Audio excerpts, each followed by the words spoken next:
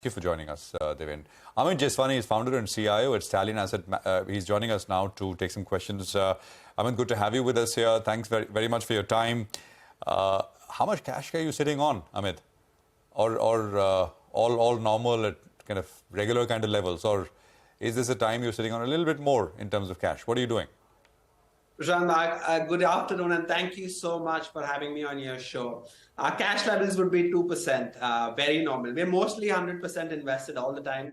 We mostly always have more opportunities than money. That's the case today as well. Okay, all right. Hi, Amit. Good afternoon. Nigel on this side. I was looking at a Stallion Asset Core Fund. I think the AUM is more than 800 crores right now. And I think you're bracing for a 5th year anniversary. Rough, calculations suggest that you'll give returns of more than 25% net of fees. So pretty good going, but obviously the markets have been so good as well in the last 5 years or so. Of late, what have you all done? Have you all added any new stock? If yes, with disclosures, could you tell us the rationale for that? So, Nigel, just a disclosure, Stallion Asset, we're a SEBI registered PMS and a research analyst firm. What I speak about today is they're not recommendations, and these are just for education purposes.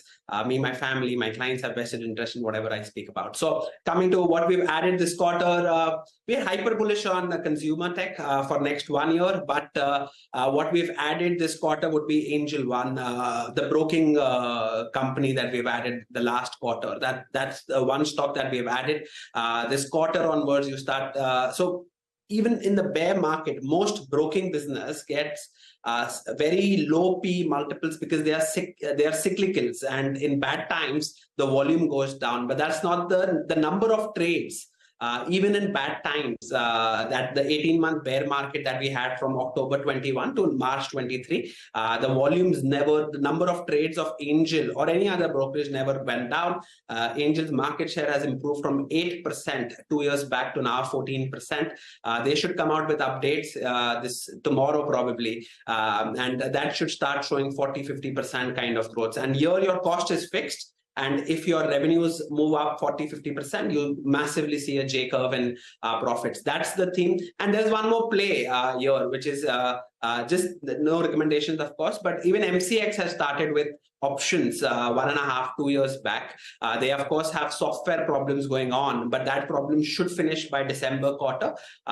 The analyst suggests that last year's revenue that was around 500 crores for MCX can be next year's profit for MCX if options volume do what they are doing. So options is very new in MCX. 12,000 crores is the revenue of NSE, which is largely because of options. MCX is just getting started on the options side. So that is one. You need to keep a track, of course, of these things every quarter and make your adjustments in your expectations. But MCX this quarter should do 80-90 crores of option revenues. That is and your cost doesn't increase. So that is the game that we are playing in most of our stocks. Question, Angel and actually just Angel, did you buy it for the first time in the last quarter, or you added to already existing positions? So Prashant, we bought Angel first time at 350. We sold out at 1200 completely, around 1200 levels. And now we've entered again for the first time last quarter. We were very surprised by the number of trades moving higher even in bear markets. Dinesh Thakkar would always say that options volumes don't get impacted even in a bear market because people are just playing for a few points here, like 2% up and down. And that was the case when a bear market struck. The options volume, the number of trades, because here you're getting 20 rupees per trade. So the number of trades don't get impacted. And we love companies which are gaining market share every quarter. And that's happening in Angel very aggressive. Have you lightened any positions? Because that's where the trick is, right? When do you get off? As you said, on Angel One itself, you all got in early, but you all got off early as well, and you'll have re-entered at a later date. So picking a good stock is good, but even you need to time your exit. So have you lightened positions in anyone with due disclosures?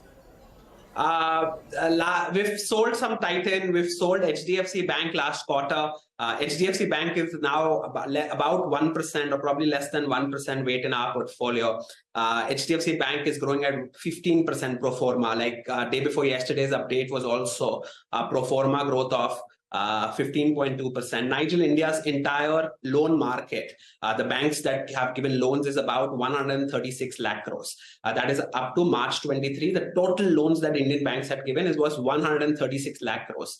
Out of that, if you see yesterday's update of HDFC Bank, HDFC Bank was about 23.5 lakh crores. So HDFC Bank is 17% of India's total lending market already. And we don't see massive market share gains anymore, plus minus 2%. See, India's nominal GDP is growing at 14%. For us to bet on a lending business, which is leveraged at 8 times, you need to grow at least 20, 25, 30%. Like Bajaj Finance, we still hold in the portfolio. We're very happy with 33% AUM growth. You're growing 2 times the credit industry, 2 times the nominal GDP growth, and that makes us hold a leveraged positions, or else for 15% growth, we have better options available. Okay, got that.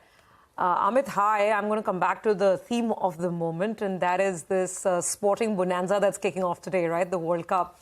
So the talking point today has been this Bank of Baroda report where the economists at the bank said that this event could add about, I think, $2.6 billion to the Indian economy.